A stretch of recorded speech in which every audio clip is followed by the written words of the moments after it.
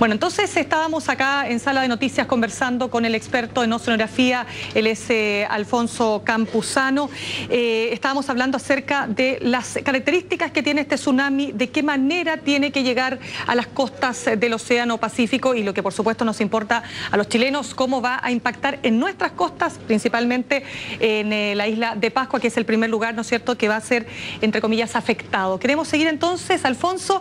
Me gustaría saber si lo que ocurrió en Hawái, es decir, esta llegada, ¿no es cierto?, de este oleaje, o como llamarlo, ¿es un indicador positivo para nosotros? Sí, efectivamente es un indicador positivo, lo que no significa que sea algo que sea que nos permita soltar la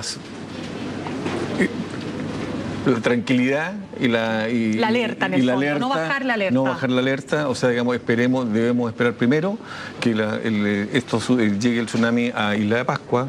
Cuando llegue a Isla de Pascua vamos a tener certeza de qué es lo que podemos esperar con claridad en nuestras costas. Claro, ahora, es un parámetro. Es un parámetro esperanzador, pero no necesariamente un parámetro condicionador. A ver, pero pensemos lo siguiente, si en Isla de Pascua se repite la situación que ocurrió en Hawái, entiendo de 60 centímetros apenas alcanzaron las olas, ¿verdad? Correcto. De altura. ¿Eso indicaría que ya nos tenemos que tranquilizar en Chile, relajarnos completamente o no? Indicaría que nos tenemos que tranquilizar y que podemos, digamos, dejar libre la zona costera inmediata. Siempre vale la pena mantener un poco más de precaución que pecar por error.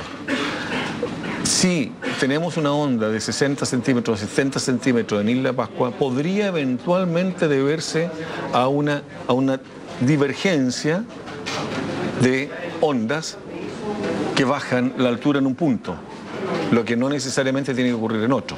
En consecuencia, es evidente que si en Isla de Pascua se repite la situación o baja más que lo que sería esperable, que lo que ocurrió en Hawái, que la situación aquí no sea grave. Si no es grave, simplemente lo que correspondería, a mi juicio, sería preocuparse del borde costero inmediato y no del resto. O sea, cuando hablamos del borde costero inmediato estamos hablando de Talcahuano, estamos hablando de la Bahía de Concepción, estamos hablando de las playas por una razón muy importante. La Bahía de Concepción es una bahía que tiende a resonar con los tsunamis. ¿Qué significa esto? Que su forma, profundidad y dimensiones hacen que se comporte igual que una caja de resonancia. De la mismo modo que una guitarra, la caja de una guitarra amplifica el sonido de una cuerda de guitarra, de la misma manera la Bahía de Concepción amplifica las alturas de los tsunamis que en ella penetran. ¿Qué pasa en Constitución, por ejemplo? En Constitución la situación es bastante más simple. Se trata, digamos, la Constitución fue muy afectada porque el sismo ocurrió prácticamente allí y entró en forma inmediata y violenta. Además hay una salida de río allí por donde penetró y había gente que estaba en una isla en la parte baja. Supongo que hoy día nadie va a estar en una zona tan baja porque constituiría, digamos, una falta de tino hacerlo.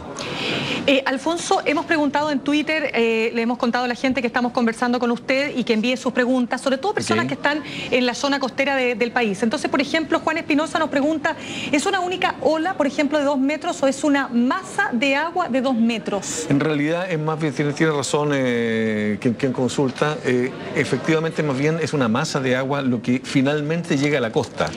Ustedes han visto, todo el mundo ha visto, digamos, estas muestras en lo que se ha mostrado en televisión y es una verdadera como una avalancha al revés.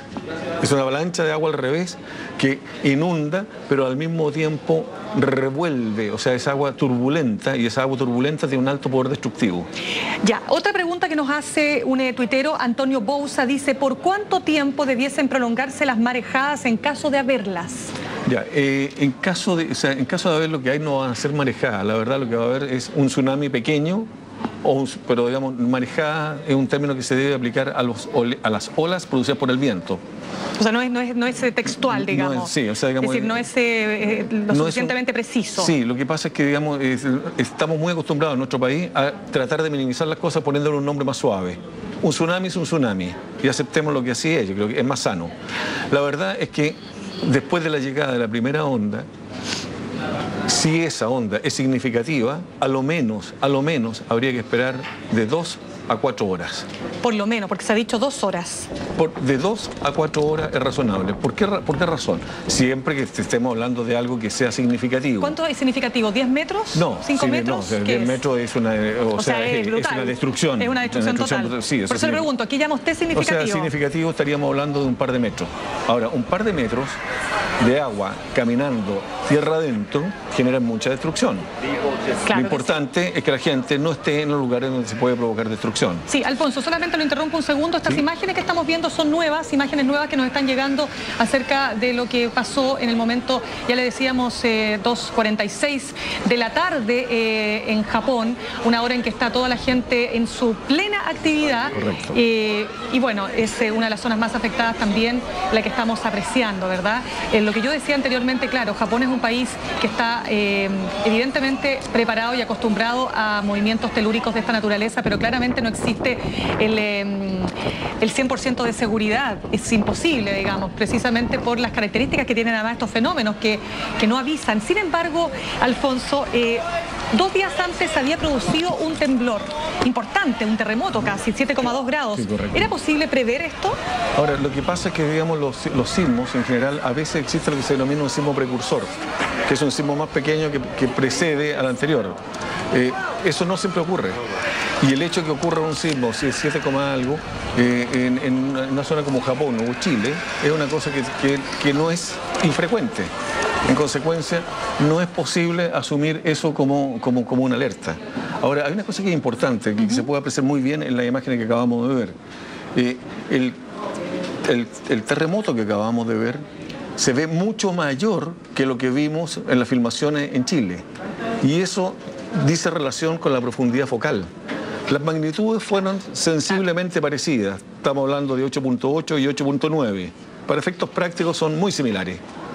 Sin embargo, la profundidad focal, o sea, cuánto más abajo se inició esta cosa, o sea, donde se empieza a producir, a liberar energía y donde se libera una buena parte de la energía, en la medida en que esté más profundo, va a llegar más dispersado. Lógico, se va perdiendo esa energía cuando se repartiendo, se reparte en un área más grande. Exactamente. Y cuando está más arriba, cuando está más cerca, en una área más chica. Igual como hablábamos recién de que se atenúa una onda. Y eso es lo que uno puede apreciar claramente en las imágenes que acabamos de ver, que se ve un terremoto mucho más fuerte, a pesar de que las magnitudes son las mismas. Por lo tanto, los daños esperables en Japón son mayores a los que podríamos haber esperado en Chile. Alfonso, nosotros vamos a seguir conversando durante toda la tarde, pero antes de poder despedir esta parte de la entrevista, me gustaría contarle que Javiera Rojas pregunta qué posibilidades existen de riesgo de tsunami en Chiloé, en la bahía de Ancud. Me imagino que ella está allá y está bastante preocupada, por cierto. Ya, la verdad es que la bahía de Ancud tiene pocas probabilidades de que un tsunami lejano genere efecto, por cuanto las entradas que existen hacia la bahía son bastante estrechas y en general apuntan más bien hacia el sur que hacia cualquier otra parte. Ya, eso es un factor importante. Y por lo tanto, las probabilidades de que haya algo importante allí son menores que en otros lugares, en otros puntos del litoral. Entonces, Alfonso Campuzano, quiero plantearle que esperemos un ratito, vamos a estar naturalmente retomando el contacto más adelante con usted, vamos a estar conversando, vamos a estar también contándoles a nuestros seguidores en Twitter que tienen la opción claramente de enviarnos sus dudas para que el experto en oceanografía nos conteste aquellas las inquietudes que tiene la gente, pero sobre todo la gente que está viviendo en la zona costera de nuestro país. Y yo creo que es importante también porque la información clara, precisa, oportuna también ayuda a tranquilizar a la población. En todo caso hay una cosa que es importante. Creo que este caso no hay que confundirlo con el tsunami que vivimos hace un poco más de un año atrás. En ese momento, ¿verdad? no tiene relación, y no tiene relación el nivel de preocupación de parte de las autoridades que corresponde a esta situación a la que ocurrió el otro tiempo. Muy cortito, muy breve, porque lamentablemente nos tenemos que ir a otras entrevistas también. Pero, Alfonso, ¿no ha habido una sobrereacción, diría usted, de las autoridades? No, yo diría que ha habido una reacción cauta, digamos que más bien previene, que intenta evitar pérdida de vida humana, y comparto plenamente lo que han hecho las autoridades y la forma en que lo han enfocado. Me parece bien. Ojalá esto significa que hayamos de verdad aprendido de la lección y que no la olvidemos después de un año, sino que esta lección nos perdure y siga durante mucho tiempo para que sigamos haciendo las cosas bien. Mira, Alfonso, lo dejamos por un ratito, vamos a estar de nuevo conversando con usted en algunos instantes más y le queremos dar las gracias también por todas estas informaciones que nos ayudan a comprender mejor este fenómeno telúrico físico también y bueno, a tranquilizar también a la población de nuestro país. Correcto.